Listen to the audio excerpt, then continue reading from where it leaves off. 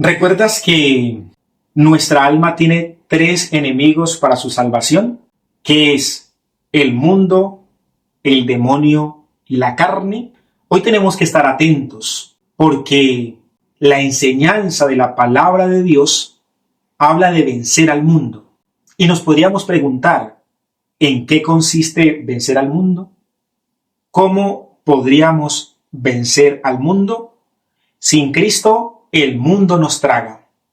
Hay una frase muy curiosa cuando la gente dice, no, es que yo no soy mundano. A mí me parece curioso, no soy mundano. Yo me pregunto, entonces, ¿dónde vive? ¿En la luna? Porque con humildad tenemos que reconocer que somos cristianos, pero también tenemos brotes de seres mundanos. No todos nuestros comportamientos son de cristianos. Ojalá todos nuestros comportamientos fueran de personas cristianas. Es como el anhelo, como el deseo, como la propuesta de Dios. Pero si somos sinceros y humildes, tenemos que reconocer que en nosotros también hay comportamientos mundanos. ¿Quieres que te los mencione? Claro, el pecado. El pecado es un comportamiento mundano, no cristiano, no divino, porque nos dejamos seducir por el mundo, porque el mundo es seductor en lo que nos presenta. Y por eso, vencer al mundo consiste en sacudirse de la presión que el mundo ejerce, porque el mundo nos va a ejercer presión en nuestra vida cristiana y en nuestra vida humana. Para vencer al mundo, para sacudirnos de la presión que el mundo quiere imponernos, primero debemos en lo espiritual contar con la gracia de Dios. Sin la gracia de Dios no se puede. Con la gracia de Dios todo se puede, todo es posible. Solos no vamos a poder, pero con la gracia de Dios sí. Por eso es donde está la humildad, la sencillez, el reconocer que para poder quitarme la presión del mundo, pues tengo que contar, o mejor, tengo que dejar que la gracia de Dios actúe en mí. Eso en lo espiritual. Y en lo humano se llama tener personalidad, porque el ser cristiano nos da talentos, pero el talento sin personalidad no sirve. Para darnos cuenta que tenemos una verdadera personalidad, que somos personas con carácter, a esto le debemos sumar la disciplina y la humildad. Porque de nada sirve ser talentoso si no tienes personalidad, disciplina y humildad. Y entonces, ¿qué es vencer al mundo y sacudirse la presión? El mundo siempre nos va a poner presión.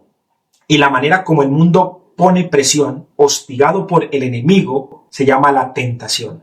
Y muchos no resisten a esa presión y por eso terminan cayendo en la tentación. Y cuando caes en la tentación fue que no soportaste la presión. El enemigo, a través de las realidades del mundo, no de todas, siempre nos va a meter presión. Cuando tú quieres llevar una vida cristiana auténtica, correcta, el que vive en el pecado va a empezar a criticarte o va a empezar a seducirte.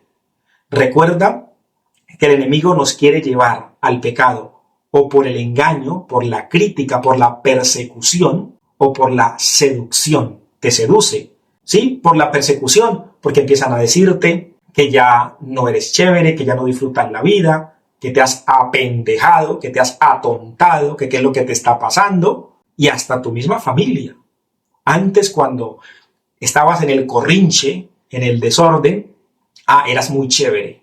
Ahora que llevas una vida cristiana, que vas a la misa, que oras el Santo Rosario, que vas al Santísimo, que llevas una vida organizada, entonces empiezan a decir, bueno, ¿y a este o a esta qué bicho le picó? Porque parece que fuera una cuestión rara, extraña. Así, el mundo nos mete presión.